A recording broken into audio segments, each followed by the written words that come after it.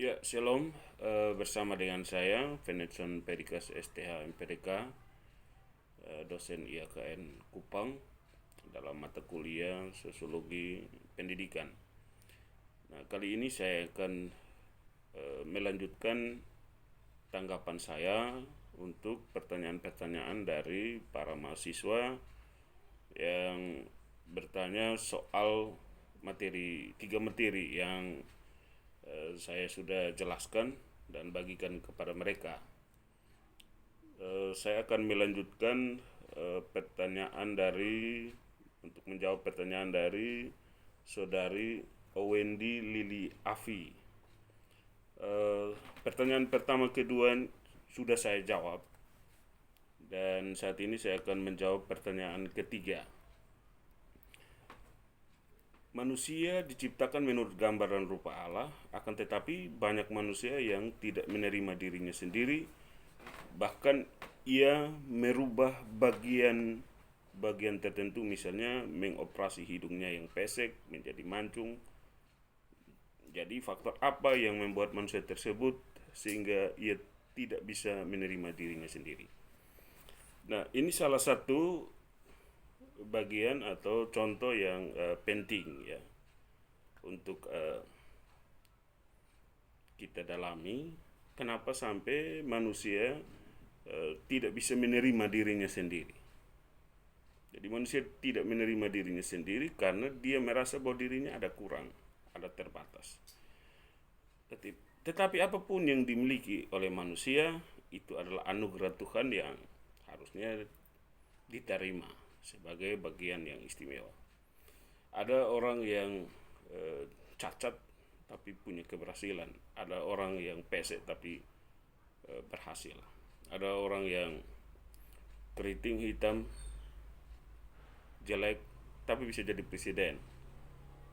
Ada orang yang ganteng serba baik, face, muka dan sebagainya, tapi jadi pemulung misalnya. Ada ya. Kita kan di sini mungkin di NTT terlihat seperti biasa-biasa ya. Tapi kalau bayangkan kita ke Cina, lalu sampai di sana orang Cina semua itu kan putih.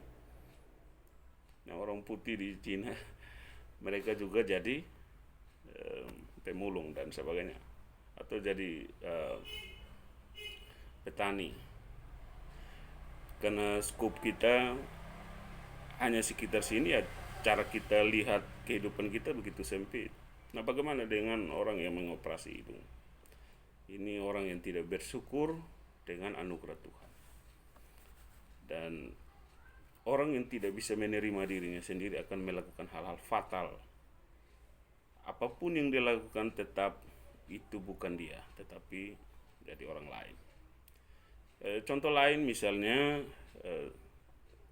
kalau kita lihat ada di misalnya saya pernah satu kali ke kampung di Amarasi sana. Dari jauh saya lihat, ini ada bule banyak sekali. Setelah dekat, ternyata saya lihat itu ada rambut yang dicat, bulenya hitam, keriting pesek. Nah, kita berusaha menjadi bule, tapi ya ini orang Timur yang berusaha menjadi bule, tapi sebenarnya tidak bisa. Karena itu, hargailah diri kita sebagai bagian dari ciptaan Allah. Jadi tidak ada orang yang lebih hebat dari siapapun. Semuanya sama, berharga di mata Allah. Nah, ini pesan yang harus disampaikan Anda sebagai calon guru agama Kristen kepada siswa murid yang Anda didik dan Anda bina. Jangan sampai mereka ada pemikiran untuk merasa bahwa dirinya tidak berarti atau menganggap orang lain tidak berarti. Itu pesan yang harus Anda bawa sebagai seorang guru. Yang berikut, Marce Elisa Saiketu, kelas D. Saya ingin bertanya lewat penjelasan Bapak dalam materi manusia diciptakan untuk memuliakan Allah dan dari seluruh totalitas hidupnya. Tentang interaksi Allah dan manusia pada poin keempat, yaitu manusia harus hidup dalam kekudusan, kebenaran, kasih, dan keadilan agar bisa berinteraksi dengan Allah. Jadi yang jadi pertanyaan saya adalah, jika manusia hanya melakukan kasih dan keadilan, maka manusia itu masih bisa berinteraksi dengan Allah atau tidak? Terima kasih Bapak. Ya, ini pertanyaan yang agak rancu ya. Jadi yang jadi pertanyaan saya adalah, jika manusia hanya melakukan kasih dan keadilan, maka manusia itu masih berinteraksi dengan Allah. Maksudnya apa? Ya, Marce, coba kamu bahasakan lagi pertanyaan kamu. Tidak jelas arah kamu bertanya. Ya, Marce, nanti coba lihat lagi pertanyaanmu dan coba kamu sendiri pahami. Apakah susunan kalimatnya sudah sesuai atau belum? Ya, tidak apa-apa. Jangan merasa, oh saya tidak layak bertanya. Tidak. Bisa bertanya, tetapi kalimatnya disusun secara baik, supaya juga bisa memberi pemahaman bagi siapapun ya yang menyimak. Ya. Yang berikut, Eka Selan. Terima kasih Bapak sudah menjelaskan. Saya memahami bahwa hubungan sosiologi pendidikan dengan teologi Kristen sangat bertentangan. Sangat bertentangan maksudnya. Namun teori dan praktik sosiologi pendidikan mendukung teologi Kristen, sehingga manusia dapat mengetahui bahwa Allah memberikan kehendak bebas. Bukan berarti manusia melakukan segala sesuatu sesuka hati, namun Allah ingin mengetahui apakah manusia itu masih menaati perintah Allah. Saya pikir Eka agak salah paham di sini ya. Saya tidak pernah menjelaskan bahwa sangat bertentangan ya, teologi hubungan sosiologi pendidikan dan teologi Kristen sangat bertentangan. Ini tidak pernah saya jelaskan. Nah, coba Eka dengar lagi yang baik. Mungkin belum serius mendalami apa yang saya jelaskan. Itu tidak ada dalam penjelasan saya. Yang saya jelaskan adalah sosiologi pendidikan itu tidak bertentangan. Ya, tidak bertentangan, bukan sangat bertentangan. Coba Eka lihat lagi di materi, lihat lagi di video penjelasan saya tentang hubungan sosiologi pendidikan dan teologi Kristen. Jadi akhirnya salah pemahaman, sehingga pertanyaannya juga jadi rancu. Ya, Eka, coba dalami lagi materinya. Jangan patah semangat, coba ikuti lagi secara serius supaya kamu bisa temukan inti dari materi. Jangan sampai kamu salah menyimpulkan, bahkan menyesatkan itu.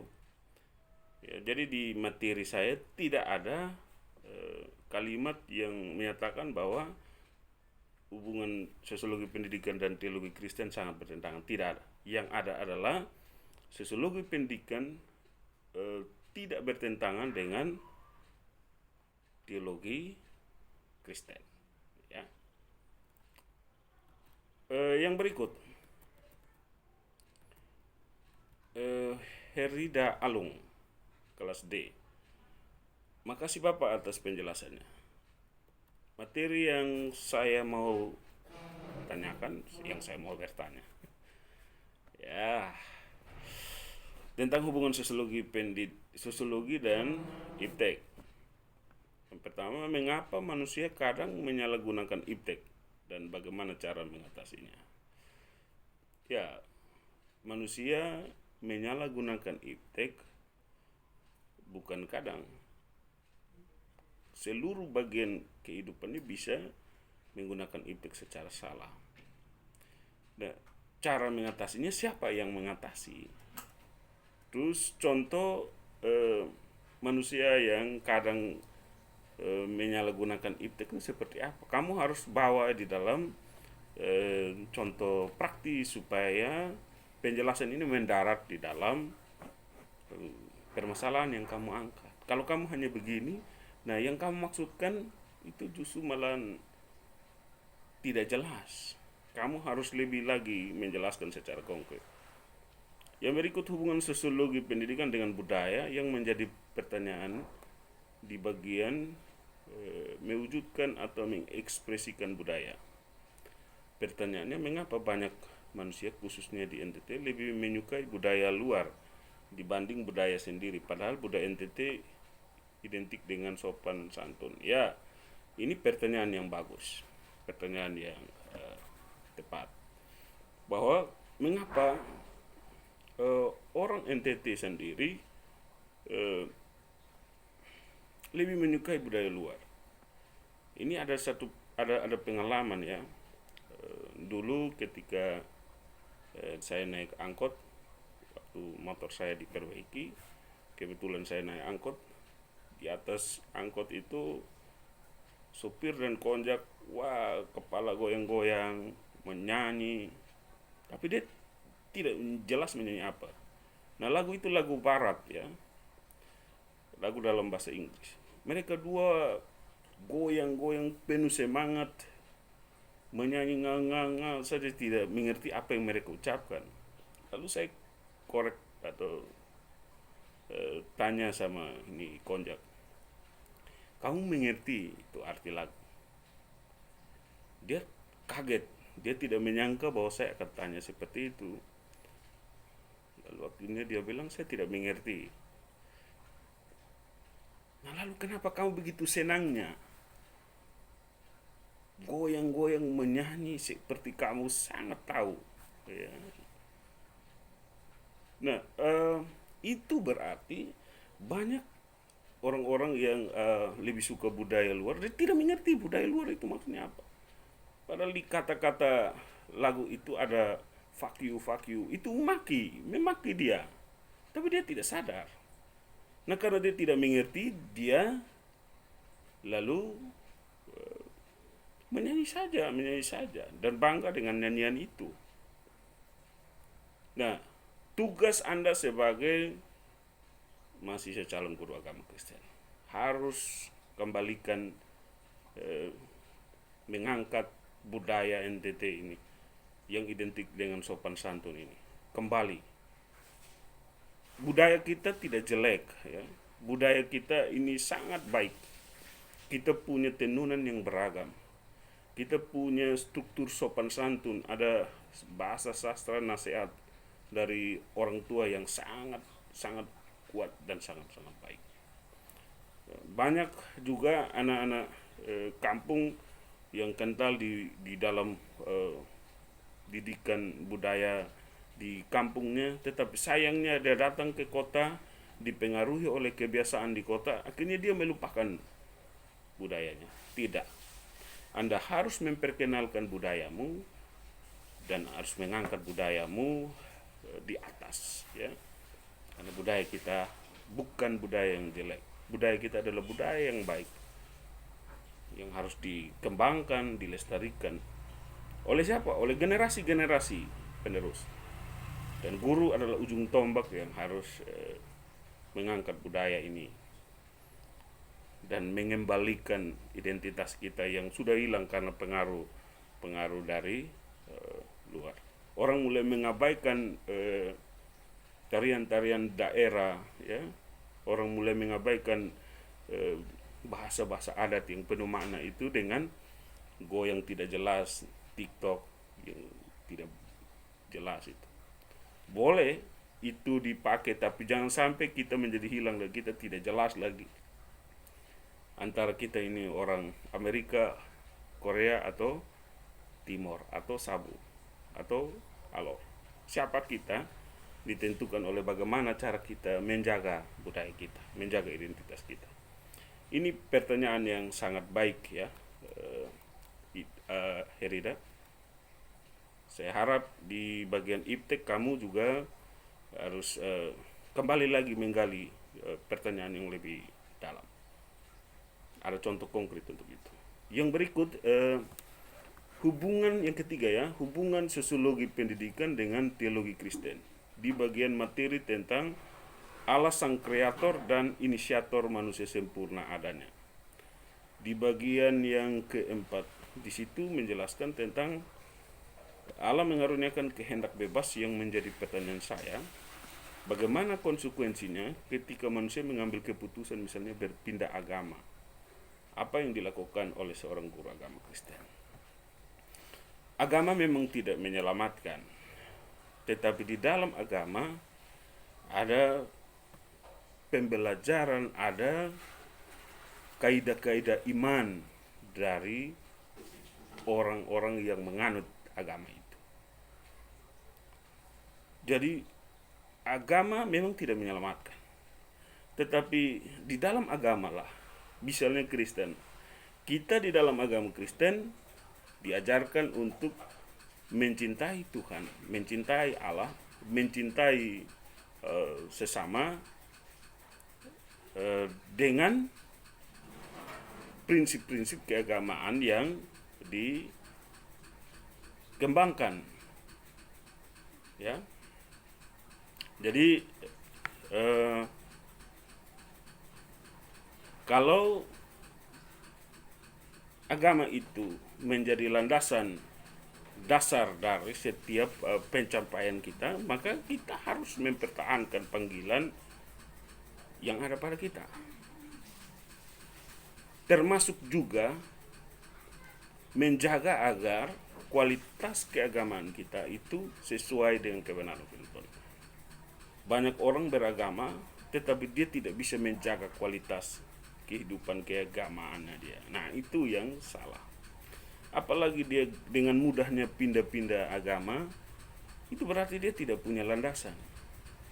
Nah, tugas seorang guru agama Kristen adalah bukan mengarahkan orang untuk mencintai agamanya, tapi mencintai kebenaran-kebenaran di dalam agama itu, menghidupi kebenaran-kebenaran Alkitabiah, kebenaran-kebenaran teologi Kristen yang dia pegang sebagai pegangan hidup. Bagus ya, Ida Alung. Yang berikut, Riven Sinlai. Oh ya, ini dia pakai akunnya Riven Sinlai, tapi ini dari Degusni Nabuasa, kelas D semester 4. Pertanyaannya, bagaimana caranya agar kita tetap hidup dalam kekudusan, kebenaran, kasih, dan keadilan dalam satu lingkungan sosial budayanya berbeda dengan kita, atau kebalikan cara hidup yang disebutkan di atas, dan apakah dengan cara tersebut kita tetap hidup dalam kekudusan, kasih, kebenaran, dan keadilan? Lalu bagaimana jika lingkungan sosial tersebut adalah keluarga dan teman-teman akrab kita? Ini apa maksudnya? Degus nih, kamu susun kalimatmu yang baik sedikit. Ya. Ini tidak ada kejelasan kamu mau bertanya di apa dan mau bertanya yang mana, ya. Semua tercampur. Saya coba mencerna bagaimana caranya agar kita hidup dalam kekudusan, kebenaran, kasih, dan keadilan dalam satu lingkungan sosial budayanya, atau budaya yang berbeda dengan kita, atau kebalikan dari cara hidup yang disebutkan di atas. Ya, susunan katanya masih kacau ya. Degus nih, kamu lihat kembali pertanyaan kamu dulu.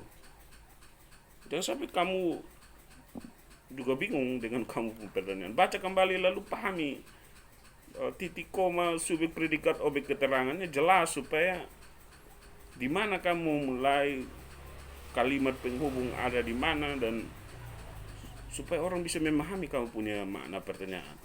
Ya, sudah semester 4 ini. Jangan putus asa ya. Kamu coba cari tahu lagi, lihat kembali kamu susun bahasa kok. Pahami, ya. Yurni Kause,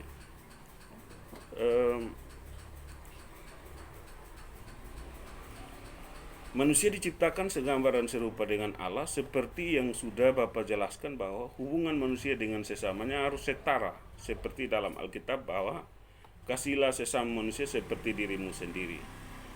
Tetapi secara fakta dan realita yang ada, terkadang manusia selalu membeda-bedakan satu sama lain. Ini sudah sama ya dengan pertanyaan-pertanyaan sebelumnya. Oh, belum bertanya. Dan yang menjadi pertanyaan saya, apa faktor penyebabnya dan bagaimana peran guru Pak untuk membentuk generasi muda yang berkarakter dalam membangun persekutuan yang bersaksi dan saling melayani dalam iman, pengharapan, kasih, persaudaraan tanpa membeda-bedakan satu sama lain. Iya, tugas dari seorang calon guru Pak,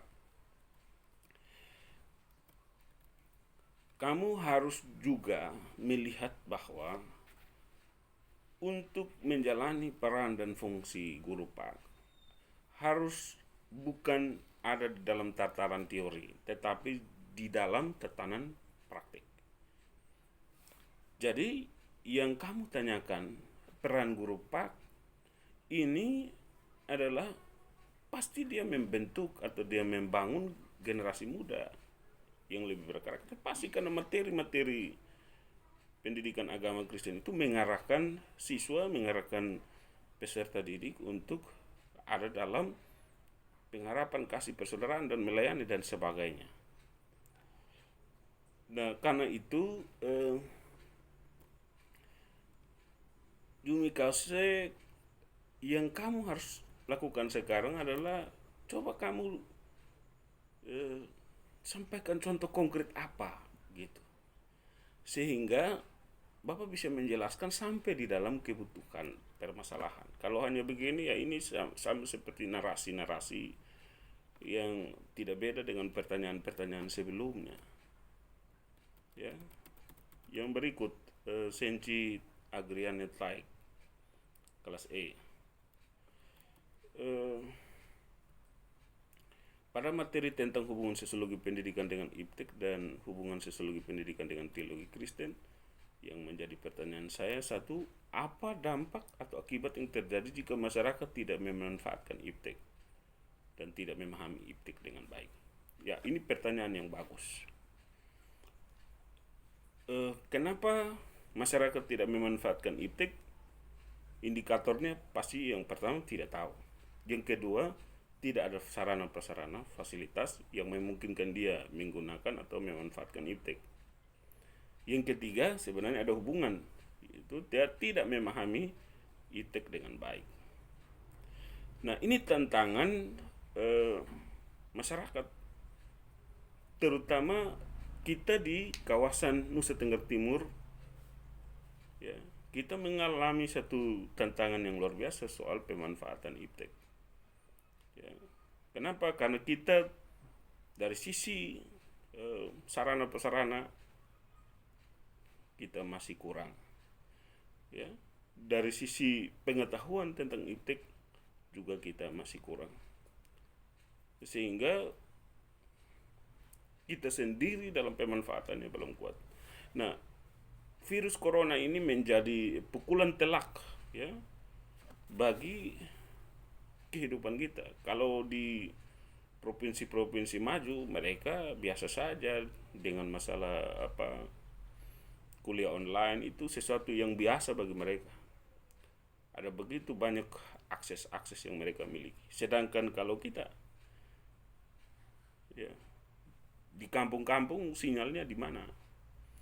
Di sekolah-sekolah banyak lab komputer yang tidak ada. Ya. Lebih parahnya ada lab komputernya ada, guru-gurunya tidak tahu menggunakan. Ya, karena kita berhadapan dengan ketertinggalan, ya, tanda kutip. Dan ini menjadi PR dari kita yang menjadi mahasiswa, ya, termasuk Anda, ya, Senci. Kita sudah melihat permasalahan ini dan apakah kita akan membiarkan ketertinggalan kita ini? Karena itu Anda harus belajar sungguh-sungguh. Ya, saya mesti akui juga bahwa di kelas sosiologi pendidikan saya banyak memotivasi Anda. Karena Anda tidak terbiasa dengan pola iptek. Ya. Nah, kita tidak bisa berinteraksi muka dengan muka. Kita membutuhkan iptek untuk berinteraksi. Tantangannya kita tidak siap. kita tidak terbiasa. Kita menganggap bahwa iptek itu tidak begitu penting.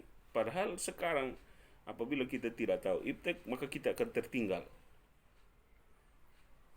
Nah, karena itu lewat pertanyaan ini menjadi himbauan bagi mahasiswa-mahasiswa IAKN Kupang, terkhususnya mahasiswa-mahasiswa sosiologi pendidikan. Kalian harus berusaha ya untuk mencari tahu, berjuang untuk mengembangkan diri dan memahami iptek. Banyak hal yang akan membuat kalian bisa tahu bagian-bagian yang kalian belum tahu. Dengan iptek kalian akan bisa tahu akses pengetahuan yang lebih luas, ruang lingkup belajar kalian juga lebih luar biasa lagi. Ya, yang berikut faktor-faktor apa saja yang mempengaruhi masyarakat sehingga tidak menggunakan memanfaatkan iptek secara baik, dan bagaimana solusi untuk bisa mengatasi masalah tersebut. Saya pikir ini sudah terjawab tadi ya, faktor-faktor yang menghambat. Yang ketiga, apa dampaknya jika manusia tidak membangun hubungan yang baik dengan sesama, tidak hidup rukun dengan sesama, dan tidak membangun persekutuan yang baik dengan sesama? Ya, hancur. Hubungan interaksi yang baik antar sesama ini menjadi kepentingan yang paling mendasar. Ya, itulah sebabnya belajar sosiologi pendidikan itu penting. Kita berhadapan dengan tantangan untuk bisa menyatukan perbedaan-perbedaan, menyatukan prinsip-prinsip, menyamakan persepsi untuk mengembangkan hubungan interaksi satu dengan lain. Kalau kita dengan diri kita sendiri aman, kita mau bangun, mau pergi kemana, terserah. Tapi kalau dua orang, kita harus mengajak orang lain. Kalau dia tidak mau, itu menjadi masalah. Itu baru interaksi pribadi dengan pribadi. Bagaimana dengan kita mengajak satu kelompok yang lebih banyak, lalu mereka tidak mau ikut? Nah, bagaimana supaya kita bisa menciptakan hubungan interaksi yang baik di lingkungan dalam hal yang lebih khusus pendidikan, ya, melalui belajar sosiologi pendidikan. Di sini calon guru belajar untuk bagaimana membangun, menyelesaikan permasalahan interaksi antara guru dengan siswa, siswa dengan guru, lalu dengan orang tua, keluarga, pemerintah, masyarakat, dan lain sebagainya. Karena kalau tidak ada penyelesaian, maka terjadi kehancuran. Yang berikut, Rossi Asadama. Allah sebagai sang kreator dan inisiator.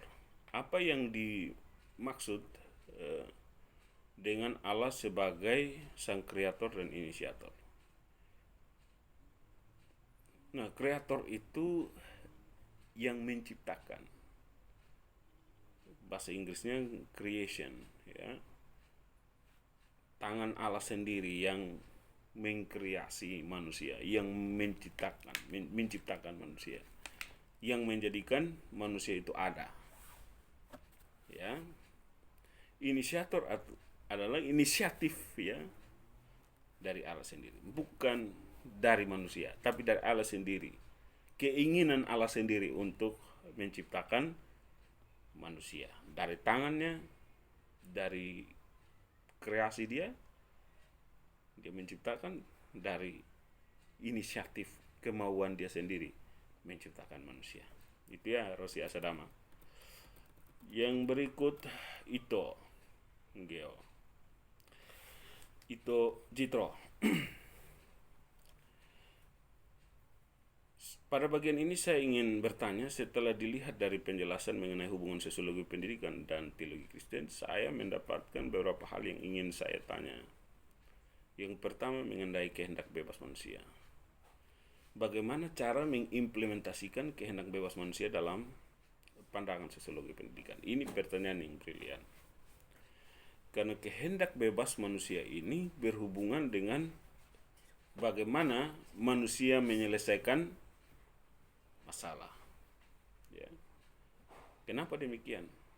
Kita berhadapan dengan tantangan di mana manusia menggunakan kebebasannya secara salah dan tidak memuliakan Allah. Apa hubungannya dengan sosiologi pendidikan? Ketika manusia bebas seenaknya menggunakan kemauan dia untuk melakukan apa saja dan bahkan menghancurkan manusia atau membuat permasalahan bagi manusia, maka itu akan menjadi masalah bagi hubungan sosial dari satu masyarakat.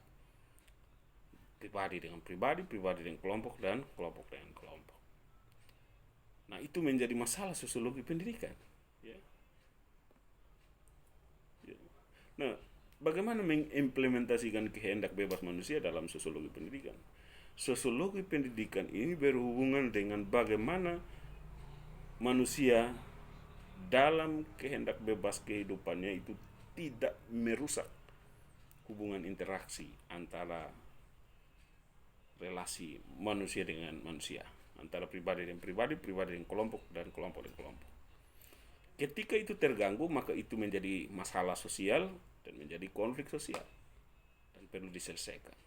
Dan sosiologi pendidikan adalah ilmu yang menawarkan atau ilmu yang mengajarkan untuk manusia membangun hubungan relasi yang baik dengan sesamanya.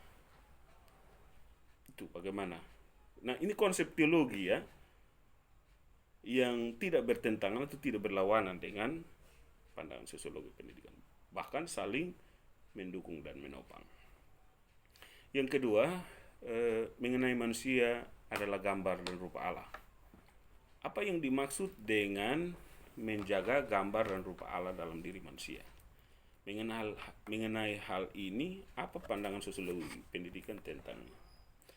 Ya, menjaga gambar dan rupa Allah ini dari sisi pandangan teologi Kristen ini berhubungan dengan bagaimana orang Kristen melihat identitas dirinya, ya, dasar kenapa dia, hakikat dia diciptakan dalam gambar rupa Allah. Dalam pandangan sosiologi pendidikan, ketika manusia bisa menguasai diri, manusia bisa menjaga kualitas dirinya, menjaga keseimbangan antara pikiran, perkataan, dan perbuatan, maka dia akan menghasilkan satu hubungan interaksi yang baik dengan sesamanya.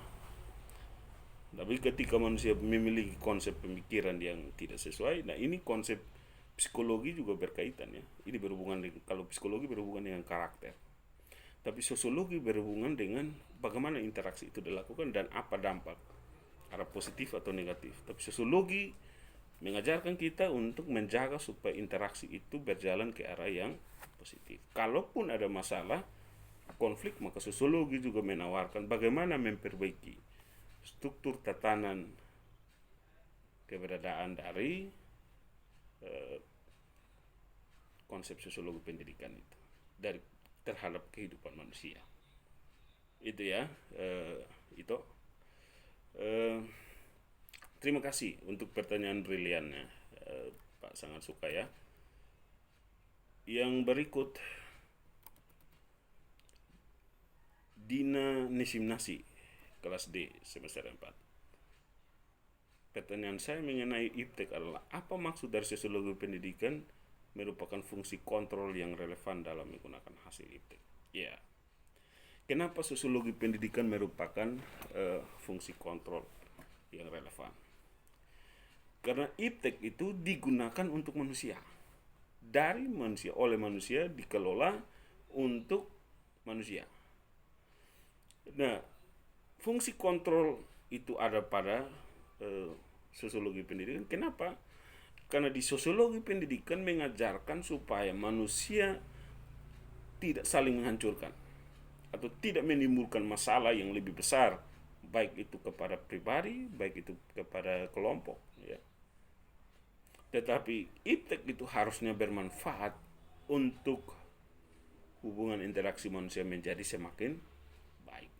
Karena itu sosiologi pendidikan bisa dikatakan sebagai fungsi kontrol yang relevan bagi penggunaan hasil iptek. Terima kasih Dina, pertanyaan yang bagus. Yang berikut Delvi Manu. Saya ingin bertanya mengenai hubungan sosiologi pendidikan dengan iptek. Yang ditanyakan adalah bagian dari refleksi hubungan sosiologi pendidikan dengan iptek bagian ketiga. Yang menjadi pertanyaan saya adalah jika dampak yang ada pada iptek tidak teratasi oleh sosiologi pendidikan, maka apa yang seharusnya dilakukan untuk mencegah iptek yang salah dan negatif? Dan apakah hanya dengan pendekatan seorang guru atau masih ada pendekatan-pendekatan lain? Ya, ini dalam konteks pendidikan itu berhubungan dengan guru, orang tua, ada kepala sekolah, ada pemerintah. Ya. Bahkan kalau masalah itu semakin besar, maka bisa melibatkan aparat keamanan. Jadi tergantung masalah yang diakibatkan dari hasil iptek itu seperti apa. Nah, di mana posisi sosiologi pendidikan? Posisi sosiologi pendidikan ini menjadi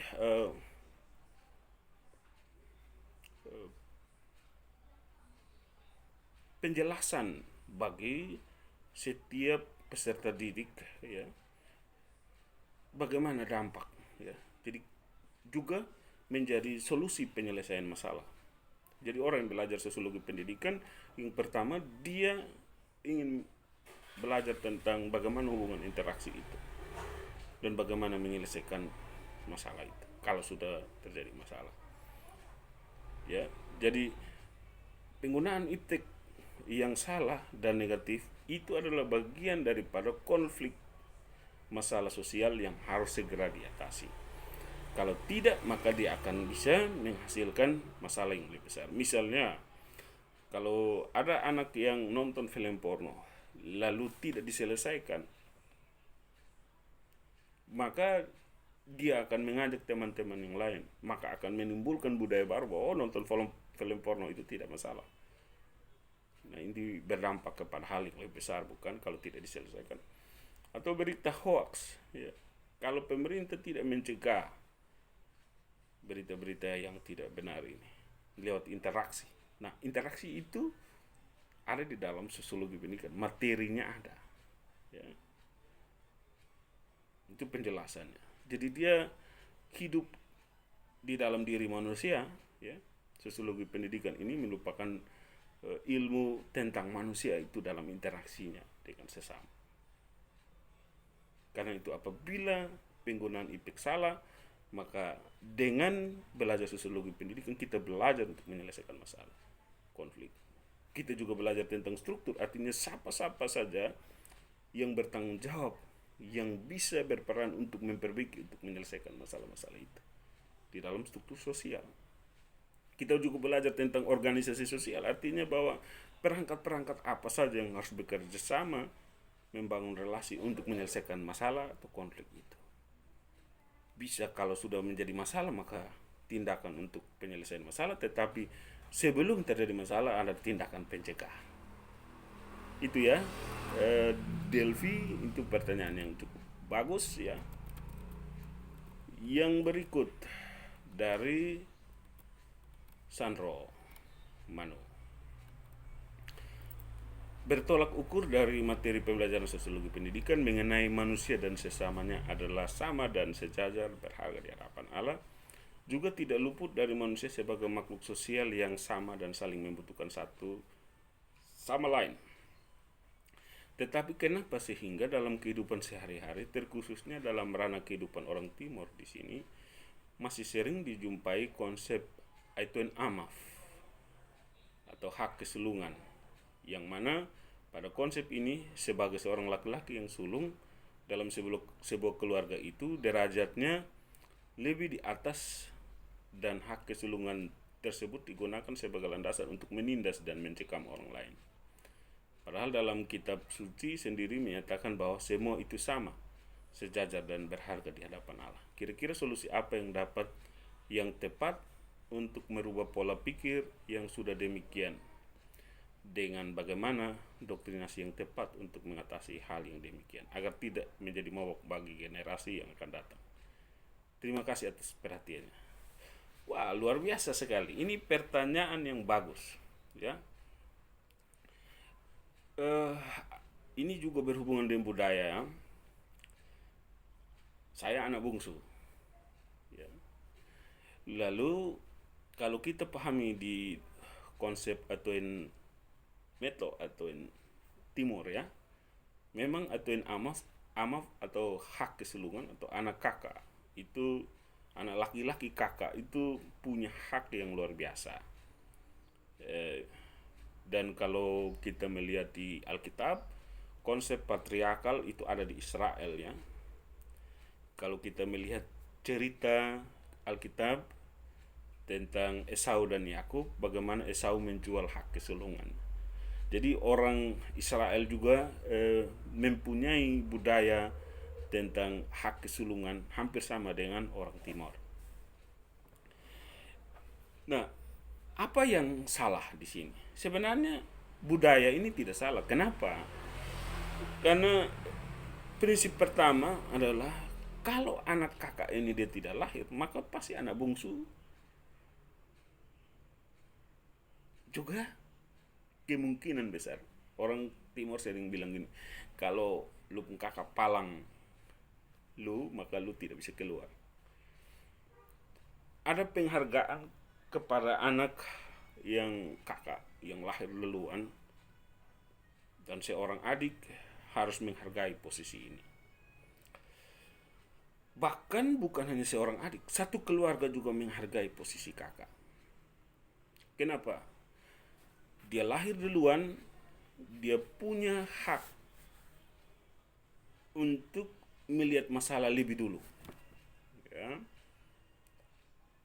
Harusnya seorang kakak yang lahir lebih dulu, dia bisa melihat dunia lebih dulu, dia lahir lebih dulu, artinya dia tahu berbagai masalah itu lebih dulu. Sedangkan adik dia dari belakang, dan pastilah dia belajar dari sang kakak. Tidak mungkin sang kakak belajar dari sang adik. Nah, ini satu konsep strata yang salah. Nah, bagaimana dengan kakak yang menindas? Itu berarti kakak yang salah fungsi. Dia jadi kakak untuk melindungi adiknya, ya. Dia jadi kakak untuk menjadi teladan bagi adiknya. Dia tidak boleh menjadi kakak yang menindas adiknya. Posisi dia sebagai atuin amaf itu tidak salah. Tapi ketika karena atuin amaf lalu salah menggunakan fungsi dia sebagai kakak, nah itu yang salah. Apalagi lalu mengabaikan posisi adiknya, lalu menganggap adiknya di bawah dia, itu juga salah. Posisi dia lebih dulu lahir, posisi dia sebagai kakak harus dihargai, betul harus dihargai. Adiknya harus panggil dia sebagai seorang kakak, dan dia sebagai kakak harus panggil adik sebagai adik.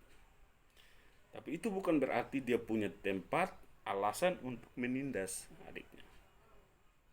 Kalau menindas dan mencekam seperti yang Sandro contohkan, maka itu tindakan yang bertentangan dengan firman Tuhan. Tetapi kalau dia merangkul, dia menjadi teladan, dia menjadi kakak yang hebat, kakak yang baik bagi adiknya, maka itu tidak salah. Jadi konsep atuin amafnya tidak salah. Tapi yang salah adalah apakah kakak itu, atuin amaf itu yang disandangnya digunakan secara tepat di hadapan Tuhan dan juga dalam hubungan relasi keluarga, hubungan interaksi keluarga atau tidak. Kalau dia salah gunakan, maka itu yang salah. Ya, Sandro, pertanyaan yang keren, ya, pertanyaan yang sangat bagus.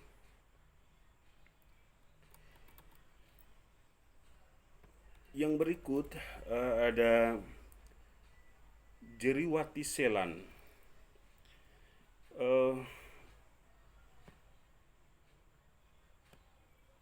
Terima kasih Bapak atas penjelasannya, dan saya ingin tanyakan pada bagian pertama, Allah sang kreator dan inisiator manusia sempurna adanya.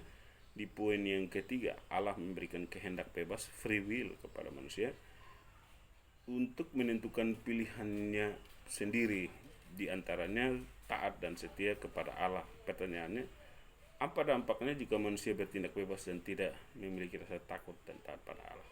Sudah jelas ya. Sebenarnya Jeriwati kurang dalami. Dampaknya sudah jelas, ketika manusia tidak takut dan tidak taat kepada Allah, kutuk ya. Maut, karena dia lari dari kehidupannya ya. Karena manusia itu diciptakan dari hembusan roh Allah. Ketika dia tidak taat kepada Allah, maka dia akan mengalami kematian.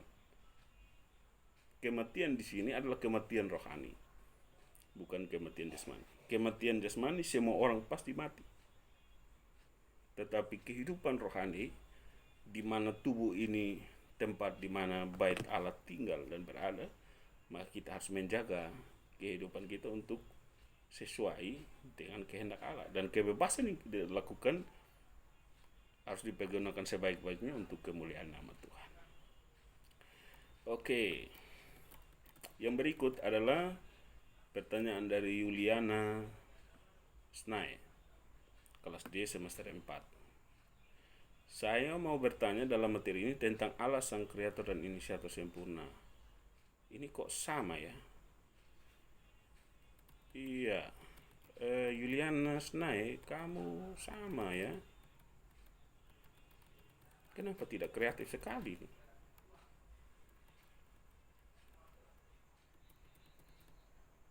Ya,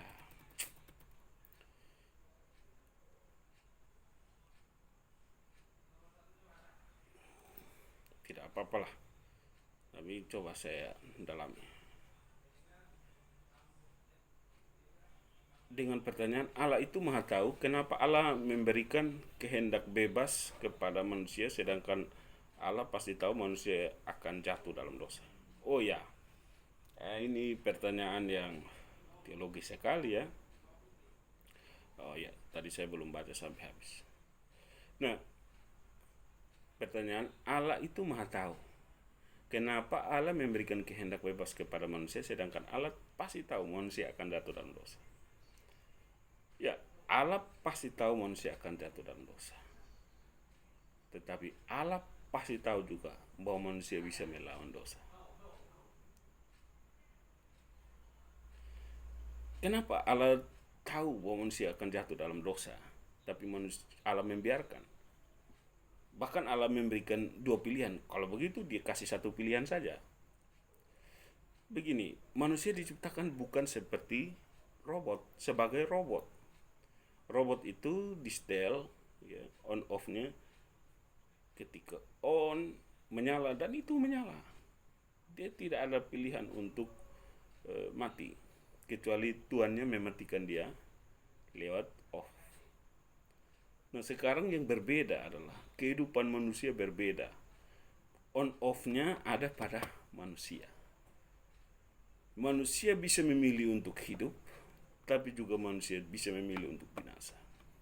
Pilihannya ada di dalam diri manusia. Lalu pertanyaan prinsipnya, kenapa Allah memberikan pilihan itu kepada manusia? Padahal Allah tahu bahwa manusia ada kemungkinan bisa jatuh dalam dosa, selain kemungkinan untuk tidak berdosa. Allah menciptakan manusia segambar dan serupa dengan Dia. Manusia harus mengambil keputusan untuk memuliakan Allah, untuk taat kepada Allah, bukan karena tekanan atau posisi yang sudah disetting Allah, tapi manusia harus taat kepada Allah, memuliakan Allah dari keputusan dirinya sendiri tanpa paksaan. Itu arti free will, kehendak bebas. Kehendak bebas itu kan tidak dipaksa. Dia mau pilih seperti apa kan dia punya keputusan. Tetapi Allah juga memberitahukan resiko dari pilihan yang salah, supaya manusia mentaati Allah tanpa paksaan, tanpa tekanan. tetapi dari hati dia yang paling dalam dia memilih untuk setia dan taat kepada Allah. Paham ya, Jeriwati? Jadi sampai dengan sekarang kita punya keadaan pilihan yang sama. Kita telah ditebus oleh Yesus Kristus Tuhan kita. Kita punya jalan keselamatan, kebenaran dan kehidupan di dalam diri Yesus. Kita percaya kepada Yesus, tetapi kebebasan free will itu tetap ada pada kita. Apakah kita memilih taat kepada kehendak Allah atau tidak, ditentukan oleh kita sendiri. Manusia yang jatuh ke dalam pilihan pertama, Adam pertama itu jatuh ke dalam dosa, risikonya adalah binasa. Tapi karena begitu besar kasih Allah akan dunia ini, sehingga dia mengaruniakan Yesus Kristus anaknya yang tunggal untuk menebus dan menyelamatkan kehidupan kita dan memberikan kepada kita keselamatan. Nah, keselamatan itu sudah ada. Kita pilih untuk taat kepada Allah atau menggunakan kebebasan kita untuk melawan kehendak Allah. Pilihannya ada dalam diri kita. Itu ya, Jeriwati. Yang berikut Yuliana Snai, kelas D, semester 4. Saya mau bertanya dalam materi tentang Allah sang kreator dan inisiator, sempurna adanya. Oh ya, itu tadi pertanyaan dari Yuliana ya. Sudah terlalu banyak yang bertanya, sudah mulai ganggu konsentrasi ini. Semoga saya bisa kasih habis ini semuanya. Oke, yang berikut. Kalau saya semangat begini, mahasiswa juga harus semangat dong. Masa dosennya semangat, mahasiswanya tidak semangat. Tetap semangat. Miti Nufeto, kelas F semester 4. Terima kasih atas penjelasannya. Dan yang ingin saya tanyakan adalah, satu, hubungan sosial dengan iptek yang menjadi pertanyaan saya adalah bagaimana cara mengatasi iptek yang salah dan negatif. Ya, ini pertanyaan yang sudah saya jawab sebelumnya. Meti, cari pertanyaan yang lebih mendalam. Apa contoh konkretnya ya? Berikut, hubungan sosial pendidikan sosiologi pendidikan dengan budaya. Yang menjadi pertanyaan saya adalah mengapa sehingga banyak masyarakat NTT yang menyukai budaya luar dibandingkan budayanya sendiri. Ya, masyarakat NTT ini lebih suka budaya luar karena ingin menggali, ingin mencari hal-hal baru, ya, hal-hal yang lebih menantang gitu. Mungkin mereka bosan dengan budayanya sendiri. Tapi pertanyaannya, kenapa mereka bosan? Mereka bosan karena mereka tidak memahami budayanya sendiri. Mereka bosan karena mereka tidak pernah mengerti apa arti budaya mereka bagi diri mereka sendiri.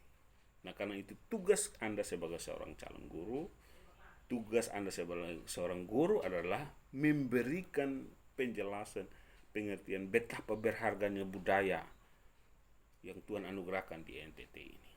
Dan apa dampak ketika kita tidak menjaga budaya kita? Maka pada akhirnya satu saat orang yang tenun adat Amarasi, adat Sabu, adat Sumba, adat yang banyak-banyak ini di NTT tidak ada lagi. Lalu kita akan lupa kain tenunan kita sendiri, ya. Mungkin tarian likurai, padoa, tarian-tarian adat tradisional hilang entah kemana karena generasi-generasi ini tidak bisa mempertahankan karena menganggap bahwa budaya dunia lebih hebat, TikTok lebih hebat. Nah, bukan berarti budaya kita tidak hebat. Budaya kita hebat.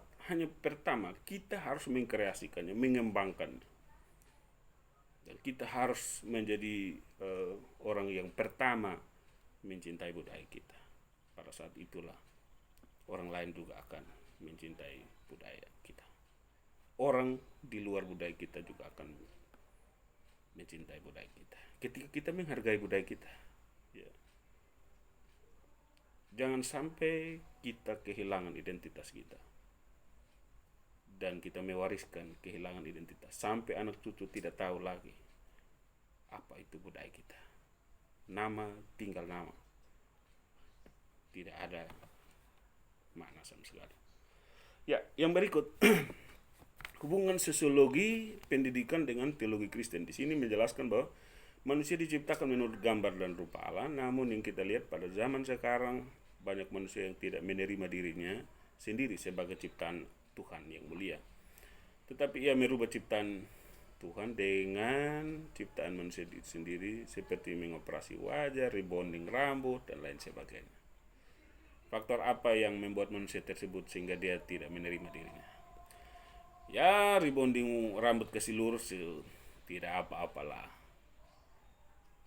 Yang penting dia juga sayang dengan diri. Nah, bagaimana dia operasi? Operasi ini yang juga repot. Tapi maksud saya di sini adalah bukan wajah yang kelihatan ya secara fisik. Tapi gambar dan rupa Allah ini lebih berbicara tentang perilaku, ya, tentang sikap, tindakan kita. Ya. Kita bilang kita orang Kristen tapi tukang bamaki misalnya. Kita bilang kita orang Kristen tapi pacaran tidak sehat, ya, pacaran sampai orang anak hamil dan sebagainya. Tutur kata kita tidak jadi berkat. Nah, itu berarti itu yang gambar kita hilang. Nah, bagaimana dengan rebonding dengan operasi wajah? Ya, itu berbeda. Tapi menurut saya ya, apa yang Tuhan anugerahkan baik kita itu kita pertahankan, kita jaga dan kita sayang diri kita. Itu anugerah kita. Kalau diciptakan keriting, ya itu keriting milik kita. Bikin lurus juga kita identitasnya keriting dari awal. Tapi jangan sampai kita melupakan kita asli. Nah, itu juga repot. Yang berikut Jeff Kedo. Oh ya, ini Gloria Ness pakai punya Jeff Kedo ya. Tidak apa-apa, yang penting kalian mau untuk belajar di kelas D semester 4. Iptek sangat membawa pengaruh yang besar bagi pertumbuhan anak-anak zaman sekarang. Jadi yang menjadi pertanyaan saya adalah sebagai guru dan orang tua, solusi apa saja yang cocok bagi seorang guru dan orang tua untuk mempengaruhi atau membuat anak untuk tidak salah atau menyimpang dalam penggunaan iptek agar tidak membawa dampak buruk bagi anak. Yang pertama, pengawasan. Kita tahu bahwa anak belum bisa mencerna dampak iptek. Dia hanya senang-senang menggunakan tapi dia tidak tahu akibatnya apa. Karena itu orang tua harus mengawasi anaknya dan memberikan kepada dia pengertian-pengertian bagi penjelasan kenapa iptek, apa hasil iptek digunakan. Hasil iptek salah satunya seperti handphone Android ya. Kenapa dia harus main game dan main gamenya sampai kapan, dan bagaimana dia mengatur apa fitur-fitur yang bermanfaat bagi dia, apa yang tidak bermanfaat bagi dia. Nah, ini menjadi penting ya supaya dia bisa menjadi lebih baik ke depan dan bisa tahu mana yang benar, mana yang salah. Dari kecil-kecil dia diajar, dibimbing oleh keluarga, dan ketika dia pergi ke sekolah, guru juga berperan untuk memberikan dia pengertian, pemahaman-pemahaman supaya dia menjadi anak yang menggunakan iptek secara tepat, sesuai dengan usia, sesuai dengan masanya. Ya, yang berikut adalah Rosalina Aleut. Rosalina Aleut, pertanyaannya, terima kasih Bapak atas penjelasannya. Yang saya ingin tanyakan adalah apa kelebihan dan kekurangan dari sosiologi pendidikan dan teologi Kristen, dan bagaimana keduanya tidak berjalan seimbang. Ini pertanyaannya bagaimana ini? Masa sosiologi pendidikan dan teologi Kristen tidak berjalan seimbang? Oh, Rosalina Elliot, lu lihat baik-baik materi dulu, ya. Jangan lu karang-karang di sini. Materinya lain, lu bertanya lain lagi bagaimana. Saya tidak pernah menjelaskan seperti itu ya, Rosalina. Coba lu dengar ulang, pelajari ulang dulu. Jangan sampai lu ada kenapa kok bisa begitu. Ya, yang berikut adalah Delvita Jara, kelas E. Salam, terima kasih Bapak untuk penjelasan materi sosiologi pendidikan, yaitu hubungan sosiologi pendidikan dengan ilmu teologi Kristen. Ya, pertanyaannya, satu, apa yang harus dilakukan oleh manusia agar manusia bisa hidup taat dan setia kepada Allah? Sedangkan Allah sendiri memberikan kehendak bebas kepada manusia. Ya, kalau manusia mau taat dan setia kepada Allah, itu keputusan yang harus dilakukan oleh manusia, bukan karena paksaan.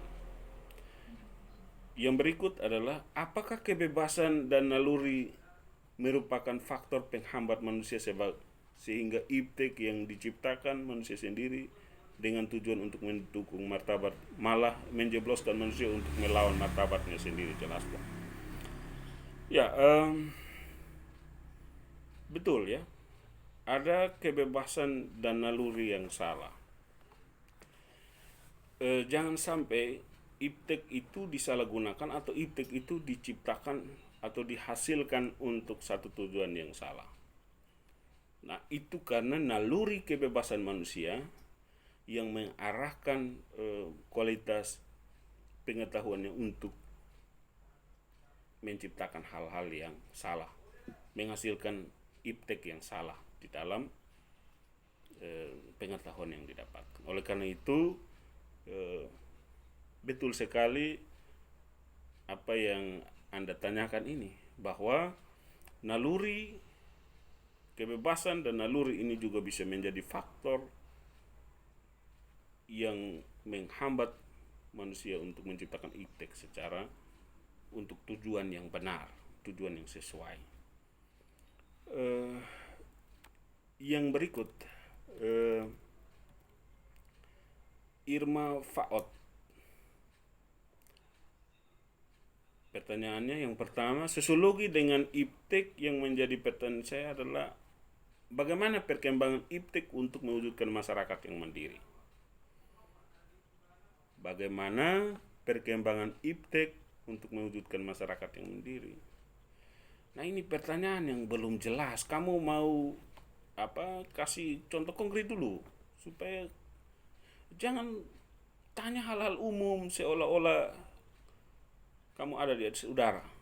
Ya, jadi coba dudukan ini teori di dalam kehidupan praktek, ya, hari-hari, atau yang pengalaman, pengetahuan yang kamu dapatkan, supaya kamu bisa bertanya sesuai dengan kondisi real. Ya, jangan tanya sesuatu yang kamu sendiri tidak memahami apa yang kamu tanyakan. Ya, yang kedua, bagaimana pendapat dari orang tentang budaya pendidikan? Orang siapa? Kan mesti jelas objeknya apa, subjeknya apa, predikatnya apa. Orang ini banyak, kamu termasuk orang, saya orang, semua orang habis. Lalu kamu tanya saya pendapat orang. Orang yang mana? Mesti kasih tahu. Miati, Irma Faot. Coba bahasakan lagi dan dalami teori itu dalam konteks praktik supaya kamu bisa paham. Yang berikut, Febriana Nenobahan, kelas D, semester 4. Saya mau bertanya tentang apa perbedaan antara sosiologi pendidikan dengan teologi Kristen. Ya, pasti berbeda. Namanya saja sudah berbeda. Ya. Lalu kamu mau tanya apa? Sudah jelas berbeda. Kamu tanya berbeda, ya saya bilang berbeda. Febriana, coba kamu dalami lagi. Kamu mau tanya apa? Ya. Yang berikut, Seprina Hak, kelas F semester 4. Satu, hubungan sosiologi pendidikan dengan iptek. Dalam materi Bapak menyampaikan ada daerah yang sulit dijangkau atau daerah terpinggir dan ini menyebabkan ketidakseimbangan interaksi sosial. Yang jadi pertanyaan saya, apakah daerah yang tidak bisa eh, dijangkau itu yang Bapak maksud itu terjadi karena faktor budaya dari daerah tersebut atau faktor pemerintahan, pemberdayaan manusia yang kurang memfasilitasi daerah tersebut. Terima kasih Bapak. Ya, ya bisa saja begitu ya. Misalnya di Boti itu kan faktor budaya. Mereka sendiri eh, mengistimewakan diri mereka dalam satu kumpulan dan mereka sendiri yang tidak mau keluar dari lingkungan komunitas budaya mereka untuk bergabung dengan orang di luar mereka. Tetapi juga peran pemberdayaan pemerintah juga penting, fasilitas sarana prasarana, jalan, ya, akses, ya, internet, ya, sekolah-sekolah yang punya lab, komputer dan sebagainya itu juga harus disiapkan oleh pemerintah. Nah, karena Indonesia ini begini luas dan pusat eh, konsentrasi pembangunan sebelum masa Jokowi ini masih di Jawa, sehingga kita tertinggal. Tetapi kita berdoa supaya pemerintahan kita juga bisa melihat sampai ke pelosok-pelosok daerah NTT untuk memberikan pemerataan pembangunan sehingga iptek boleh masuk dan berkembang secara baik di daerah-daerah terpinggirkan ya. Jadi dua faktor itu ada. Yang kedua, hubungan sosiologi pendidikan dengan pendidikan agama Kristen. Di situ Bapak menjelaskan 3 refleksi antara sosiologi pendidikan dengan pendidikan Kristen. Ya, sosiologi pendidikan tidak bertentangan dengan teologi Kristen. Teori dan praktik harus mendukung teori Kristen. Ya, orang sosiologi pendidikan harus belajar teologi Kristen. Yang menjadi pertanyaan saya, apa yang terjadi jika ketiga aspek ini salah satu tidak dijalankan dengan tujuan yang baik Bapak? Ya, ini hanya refleksi. Nah, refleksi ini berarti kita berkaca dari posisi sosiologi pendidikan dan posisi teologi Kristen. Refleksi ini bukan untuk dilakukan, tapi untuk dimaknai, lalu dikembangkan di dalam konteks kita yang belajar sosiologi pendidikan dan teologi Kristen, gitu ya. Cara menjalankan kita sesuai dengan konteks kita masing-masing, tetapi ini dasar cara berpikir yang kita pelajari, baik itu dari sudut pandang sosiologi pendidikan maupun dari sudut pandang teologi Kristen, teologi Kristen dan bagaimana jalur hubungannya, gitu ya. Sepri, yang berikut, Inariu kelas F. Saya ingin bertanya di bagian refleksi hubungan sosiologi pendidikan dan budaya. Di situ ada 5 bagian dan yang ingin saya tanyakan pada bagian kedua tentang membangun persahabatan sosial dan budaya. Sebentar. Membangun persahabatan sosial, budaya dan tradisi. Sebagai mahasiswa yang sudah belajar sosiologi, apa yang harus kita ajarkan dan bagaimana caranya agar mereka yang masih menutup diri dan tidak berkumpul atau bergabung dengan suku-suku yang lain dapat membuka diri mereka untuk bergabung dan menjalin hubungan dengan orang lain, juga suku-suku yang lain. Ya, sikap kita adalah memberi contoh. Sebagai mahasiswa yang sudah belajar sosiologi pendidikan, kita memberikan contoh bagi teman-teman atau orang lain Dan kalau kita bisa memberikan pengertian, kita bisa memberikan pengertian bagi mereka. Betapa pentingnya kita saling menghargai antar suku, saling mendukung antar suku, dan kita adalah kekayaan yang luar biasa. Ya, itu ya Ina ya. Yang kedua, di bagian hubungan sosiologi dan iptek, yang menjadi pertanyaan saya, bagaimana cara mengatasi masalah yang sedang terjadi saat ini, di mana orang lebih mementingkan teknologi yang ada di depan mereka dan sudah tidak peduli dengan orang yang ada di sekitarnya. Betul, orang lebih mementingkan teknologi daripada sesama. Karena itu kita belajar sosiologi pendidikan dan iptek ini supaya ada keseimbangan.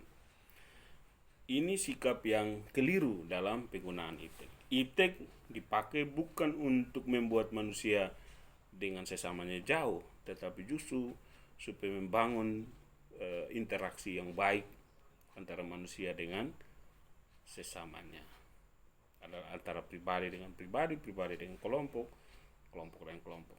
Kita punya akses, tahu banyak hal, ruang lingkup kita menjadi besar, ya. Dan itu penting karena iptek. Terima kasih Ina, pertanyaan yang baik. Yang berikut Ana Soinbala. Saya akan mencoba mendalami pertanyaan saya dengan memberikan contoh konkret yang pernah saya alami. Pada waktu saya masih dalam bangku pendidikan SMA, ada teman saya yang tidak hidup dalam kekudusan, sehingga seringkali ia mengkontak ganti pasangan, sehingga di saat ia hamil di luar nikah ia melakukan aborsi. Tetapi orang tuanya adalah salah satu ketua persekutuan. Persekutuan apa?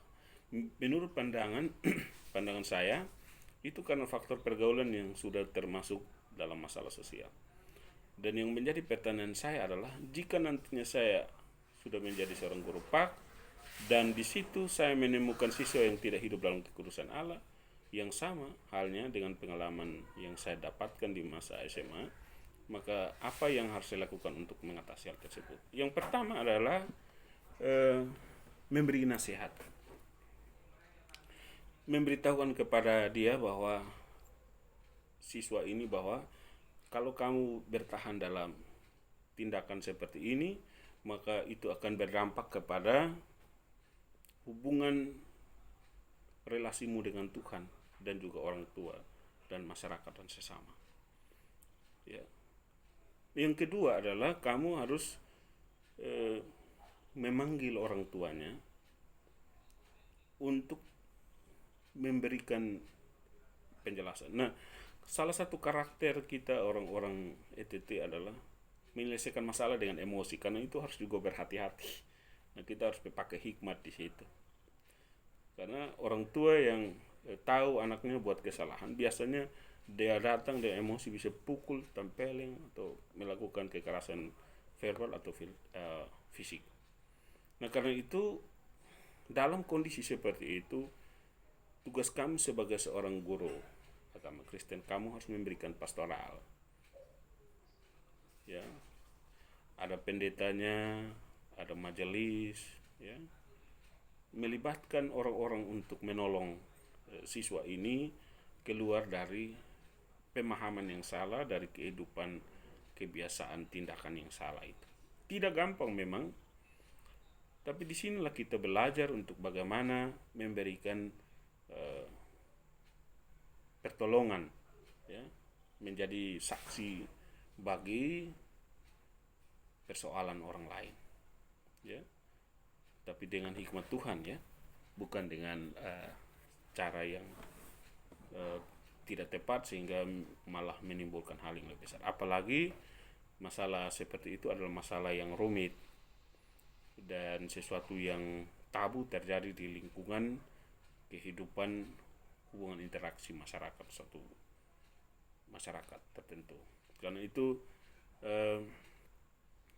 menjaga keseimbangan, ya, untuk menyelesaikan masalah itu. Paling tidak, yang paling utama, siswa itu mengerti bahwa itu tindakan yang salah, keliru, dan dia harus keluar dari tindakan itu supaya dia jangan hancur karena pergaulan atau tindakan yang jahat.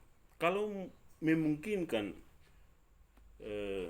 dia punya pacar yang ada di sekolah, itu berarti ada akses untuk menyelesaikan. Kalau dia di luar, maka mesti melibatkan orang yang punya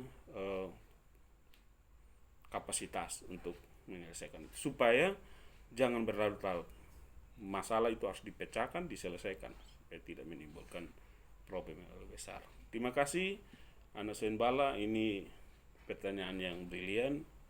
Ini yang saya harapkan bahwa setiap mahasiswa melihat persoalan-persoalan yang ada di lapangan kehidupan manusia, karena sosiologi pendidikan ini berhubungan dengan kehidupan sosial yang kita lihat, yang nyata, bukan karena itu materi yang saya bangun mulai dari paradigma untuk menunjukkan bahwa kita tidak melihat sesuatu yang aneh atau di luar kita, tapi kita melihat sesuatu yang ada di dalam kita. Yang berikut masih berapa pertanyaan ya, lumayan,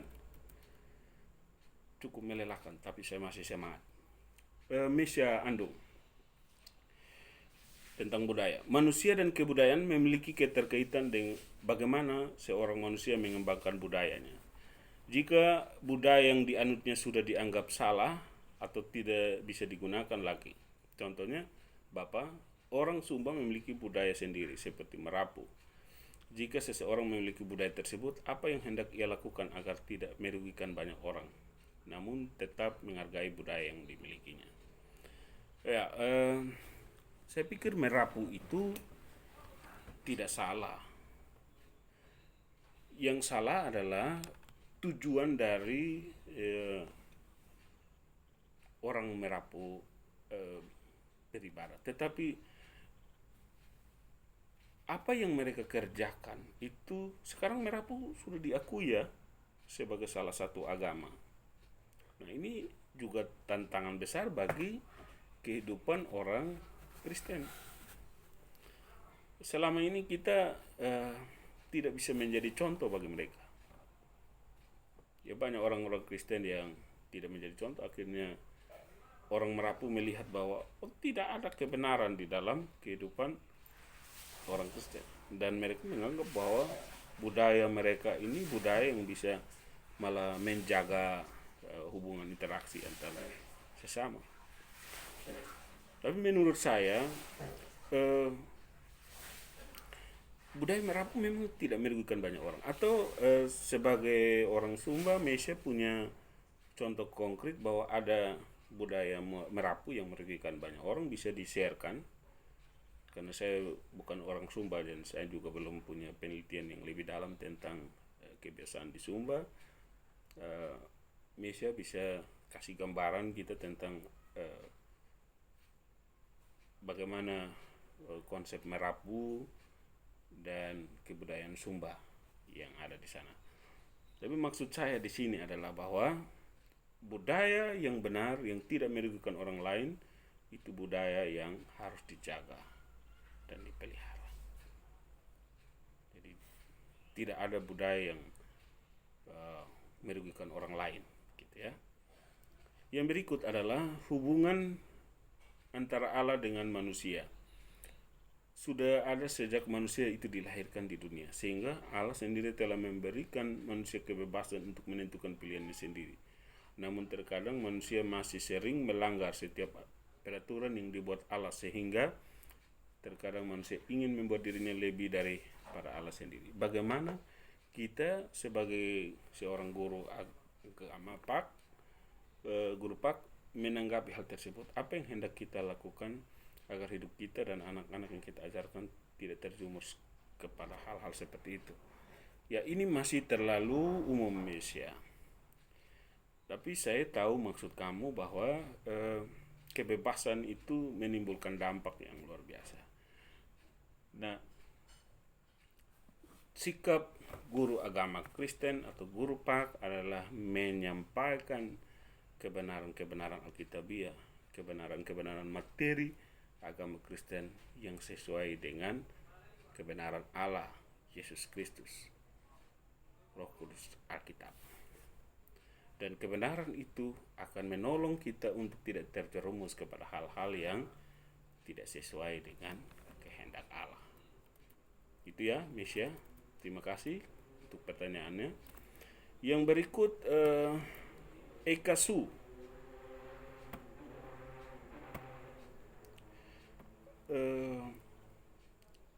Kelas F semester 4. Hubungan sosiologi pendidikan dengan iptek. Di bagian pertama Bapak menjelaskan bahwa kadang manusia menggunakan iptek untuk hal-hal yang tidak baik seperti menonton film porno dan menyampaikan berita-berita hoax dan lain-lain. Ini adalah sikap manusia yang salah terhadap penggunaan iptek. Yang menjadi pertanyaan saya, jika manusia terjerumus dalam hal-hal tersebut, apakah pemerintah memiliki upaya untuk membatasi masalah tersebut atau tidak? Ya, pemerintah bersikap ya. Karena itu bintang-bintang film porno dan juga ada juga Infocom yang menghapus ya film-film yang tidak sesuai. Namun demikian juga bahwa tindakan pemerintah juga terbatas karena masyarakat ini begini luas. Karena itu juga dukungan masyarakat sangat penting untuk mengatasi berita-berita hoax dan pergerakan dari penggunaan iptek yang salah ini. Yang berikut, hubungan sosiologi pendidikan dengan budaya. Yang menjadi pertanyaan saya, apa fungsi dan hubungan sosiologi pendidikan dengan budaya? Fungsi dan hubungan dari hubungan sosiologi pendidikan dengan budaya. Ya, sosiologi pendidikan menjaga budaya. Budaya itu harus dilestarikan. Dan sosiologi pendidikan belajar untuk bagaimana menjaga supaya budaya itu tetap dilestarikan dan dipelihara. Ya. Masih berapa pertanyaan? 1, 2, 3, 4, 5, 6. Oh ya, saya kasih habis ini 6 pertanyaan. Ya, yang berikut Berlin Masus, kelas D semester 4. Sebelumnya terima kasih atas penjelasan Bapak. Sudah cukup saya pahami, namun saya mau bertanya di bagian 4 mengenai kehendak bebas dan kutuk. Sesuai penjelasan Bapak bahwa Allah tidak pernah memaksa manusia untuk taat kepada Dia.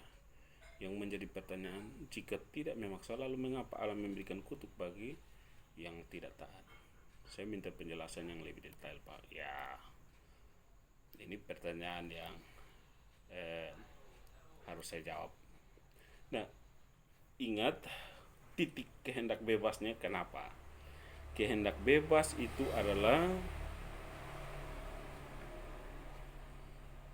kebebasan untuk memilih, pilihan untuk mentaati Allah atau tidak mentaati Allah. Ya.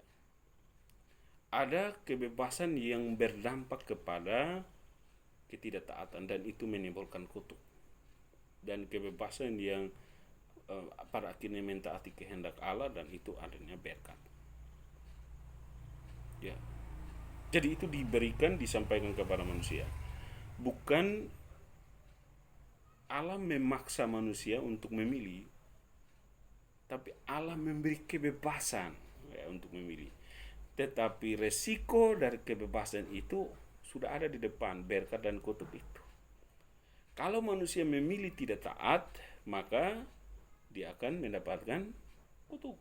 Kalau dia memilih taat, maka dia akan mendapatkan berkat. Nah, jadi Allah tidak memaksa. Ya. Lalu mengapa Allah memberikan kutuk bagi orang yang tidak taat? Ya, kalau tidak taat kan pasti dikutuk. Contoh sederhananya begini. Kalau anak saya kasih tahu dia, kamu harus, sudah jangan anak, guru, dosen saja. Saya suruh kalian untuk mengerjakan tugas. Resikonya kalau tidak kerja tugas, maka kalian tidak dapat nilai. Tapi kalau kalian kerja tugas dengan baik, kalian dapat nilai A misalnya. Apakah saya memaksa kalian? Tidak. Saya menganjurkan atau memberi kebebasan kepada kalian bahwa ini ada tugas loh. Kalau kamu mengerjakan dengan sungguh-sungguh, kamu dapat A. Kalau kamu tidak mengerjakan sungguh-sungguh, kamu tidak dapat nilai, tidak lulus. Itu paksa? Tidak paksa. Itu memberikan pilihan. Tetapi karena saya tahu bahwa pilihan itu bisa berdampak, saya kasih tahu resiko dari pilihan itu. Jadi kalau manusia yang buat kesalahan, dia dapat kutuk, itu karena kesalahan siapa? Dirinya sendiri, bukan kesalahan Allah. Allah sudah memberitahukan bahwa ketika manusia tidak taat, maka dia akan dikutuk. Paham ya? Elin? Berlin Masus ya. Itu ya penjelasan dari saya. Yang berikut Astri Yunita Dere kelas F semester 4. Terima kasih atas penjelasannya, Pak. Yang menjadi pertanyaan saya adalah bagaimana cara manusia harus hidup dalam kekudusan, kebenaran, kasih, dan keadilan. Jelaskan serta bikin contoh. Wah, kemana kamu bisa tanya seperti ini? Masa kamu tidak tahu hidup kudus, benar, kasih, keadilan seperti apa? Itu kan sifat yang melekat dalam diri manusia. Lalu kamu tanya saya untuk berikan contoh lagi bagaimana?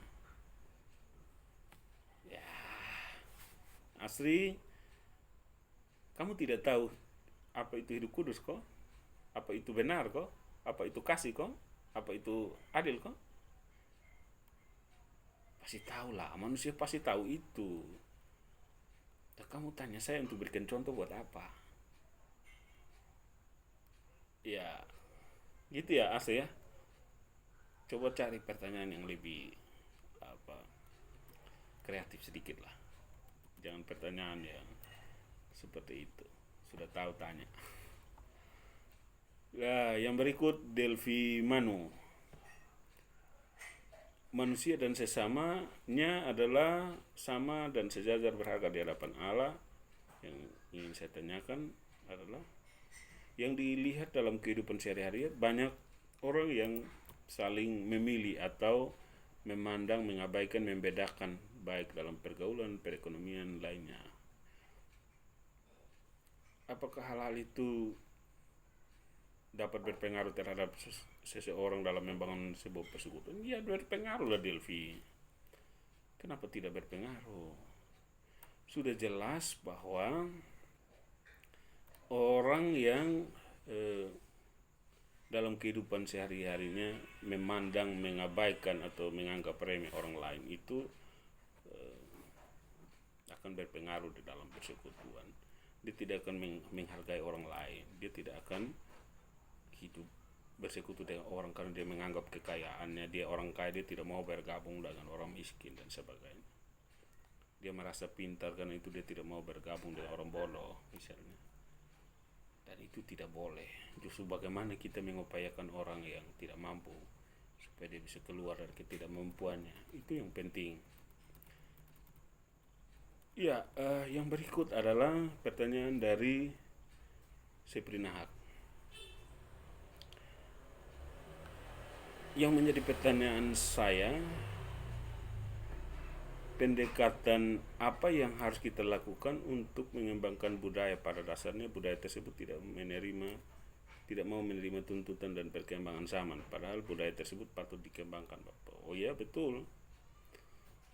Budaya itu bukan tidak mau menerima tuntutan perkembangan zaman, tetapi budaya itu adalah identitas yang harus dipertahankan.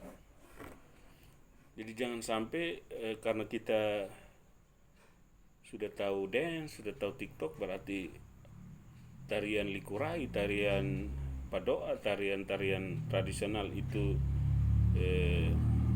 salah, atau tarian-tarian situ tidak perlu dikembangkan, malah tetap dikembangkan. Jadi budaya itu sebuah identitas, suatu identitas yang melekat dengan diri kita, yang ada pada diri kita.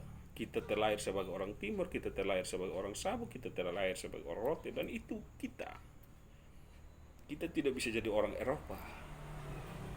Nah karena itu orang Rote pun kebiasaan apa, orang Timur pun kebiasaan apa, itu kita pertahankan, ya. Dan kita kembangkan, tidak salah, ya. Dan budaya itu tetap menerima perkembangan zaman, bukan tidak menerima. Tetapi jangan sampai perkembangan zaman ini merusak, ya, atau menghancurkan budaya kita, atau bahkan lebih parah menghilangkan budaya yang sudah ada menjadi identitas kita. Maka kita akan menjadi orang yang tidak berbudaya. Pasti kita tidak mau kan, Sepri? Yane Tangko,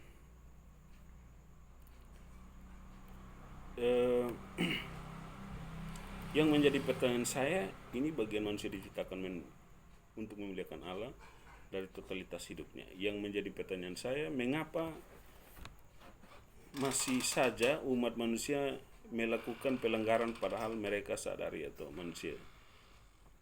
Ini pertanyaan yang sudah terjawab ya, Yane Tangko ya. Coba kamu gali lagi pertanyaan lain. Yang berikut, Inariu, di mana penjelasan Bapak bahwa manusia diberi pilihan atau kehendak kebebasan oleh Allah dan juga dibekali dengan hikmat untuk membedakan mana yang baik dan mana yang buruk. Namun manusia jatuh ke dalam dosa serta melanggar perintah Allah karena ketidakpuasan untuk apa yang sudah berikan oleh Allah. Yang menjadi pertanyaan saya, menurut Pak, mengapa manusia tidak pernah merasa puas dengan apa yang mereka miliki? Dalam diri manusia ada satu yang namanya keinginan. Manusia memang tidak akan pernah puas, karena manusia hanya bisa puas kalau ia tunduk di dalam kehendak Allah dan hidup di dalam keinginan untuk memuliakan Allah, ya. Kita pakai baju ini tidak puas, ganti lagi, beli lagi, ya. Makanya toko pakaian itu banyak, ya. Motor mereknya berubah-berubah, HP mereknya berubah-ubah. Artinya di situ menunjukkan bahwa manusia tidak pernah puas untuk kepentingan duniawi, untuk kepentingan jasmani. Manusia hanya bisa dipuaskan dengan kepentingan-kepentingan rohania dan kehidupan untuk setia di dalam Allah. Nah, karena itu, kapan manusia puas? Hanya dekat Allah saja aku tenang, ya. Hanya dalam kehidupan doa beribadah kepada Tuhan. Puncak kepuasan manusia tertinggi itu ada di dalam Allah. Nah, karena itu keseimbangan manusia, kepintaran untuk meraih kepintaran, meraih kekayaan, meraih segala satu, semuanya itu akan berakhir karena dan akan membuat manusia tidak pernah puas terus. Pegang uang 100.000 mau pegang uang 1 juta, 1 juta mau 100 juta, 100 juta mau 1 M, 1 M mau triliun. Manusia tidak pernah puas. Tapi kepuasan manusia yang hakiki adalah mencintai Allah. Pada saat itulah dia merasa bahwa semua sudah terpenuhi di dalam Allah, dan dia bisa mengatur keseimbangannya untuk mengelola apa yang dia miliki, ya. Terima kasih untuk tanggapan dari saudara-saudara sekalian. Saya masih membuka kesempatan supaya saudara-saudara terus menggali. Jangan pernah puas terhadap jawaban ini. Kalau Anda merasa ada yang mengganjal, Anda masih bisa punya kesempatan untuk bertanya. Ya, ada penanya-penanya yang saya suruh ulang, itu bukan berarti Anda tidak mampu bertanya. Anda hanya tidak fokus mempelajari materi secara baik. Lalu yang kedua, Anda hanya menggali kebenaran materi, teori itu hanya sebatas hal-hal yang umum. Ingat, sosiologi pendidikan itu berhubungan dengan interaksi manusia. Contoh kehidupan yang konkret itu yang harus Anda tampilkan. Supaya sini kita saling memperkaya dan mengembangkan pengetahuan kita tentang masalah-masalah pendidikan dalam hubungan dengan iptek, dengan teologi Kristen, dalam hubungan dengan budaya. Coba Anda masuk lagi di dalam keadaan-keadaan konkret. Contoh-contoh konkret. Ya, contoh konkret itu yang kamu alami hari-hari. Yang kamu temukan. Apa masalah yang terjadi di dalam lingkungan budaya, di dalam lingkungan iptek, dan di lingkungan pemahaman teologi.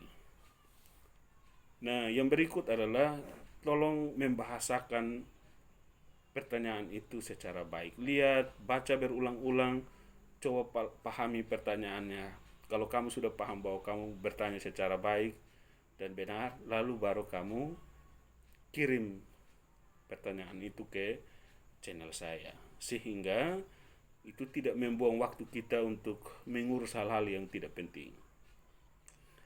Lalu yang berikut adalah masih ada kesempatan untuk yang belum bertanya secara maksimal, yang mau menggali. Saya pikir kalian punya pergumulan dengan tantangan-tantangan materi, bukan hanya di sosiologi pendidikan, tetapi juga dengan materi-materi dengan dosen lain. Karena itu saya tetap berusaha untuk menyesuaikan dengan konteks Anda. Saya akan berusaha untuk menyesuaikan dengan kebutuhan pembelajaran dari konteks kalian. Jadi jangan pernah patah semangat untuk belajar, terus menggali, coba lihat hal-hal baru dan dalami. Saya sudah merasakan bagaimana ada upaya untuk menggali kebenaran-kebenaran pertanyaan yang lebih aktual. Dan saya pikir itu bagus, terus tingkatkan dan jangan patah semangat. Tetap motivasi teman-teman yang belum berpartisipasi, dorong mereka, dan bahkan kamu bisa berbagi. Satu yang ingin saya bagikan lagi, kalau memang kamu merasa buntu di dalam pemahaman kamu boleh sharing dengan teman, orang tua, saudara-saudara di kehidupan praktis, ya. Sharing saja, tanya saya mau tanya di dosen saya mau tanya tentang ini, tentang budaya misalnya. Bisa saja ada pengetahuan baru yang kalian dapatkan lewat interaksi dengan orang tua misalnya, dengan keluarga atau dengan teman atau saudara, kakak senior atau siapa saja di sekitar Anda. Silakan membangun interaksi pembelajaran. Tanya dia tentang materi budaya, materi tentang iptek, materi tentang teologi Kristen dalam hubungan dengan sosiologi pendidikan, supaya memperkaya Anda untuk menggali materi ini menjadi lebih dalam lagi, lebih maksimal lagi. Ya, jadi jangan berpikir sendiri. Atau bila perlu kalian membangun diskusi di grup Anda. Ya. Atau menawarkan, teman, kamu tanya ini saja. Ya, saling menopang supaya kalian bisa menolong temanmu punya materi atau punya bahan untuk bertanya.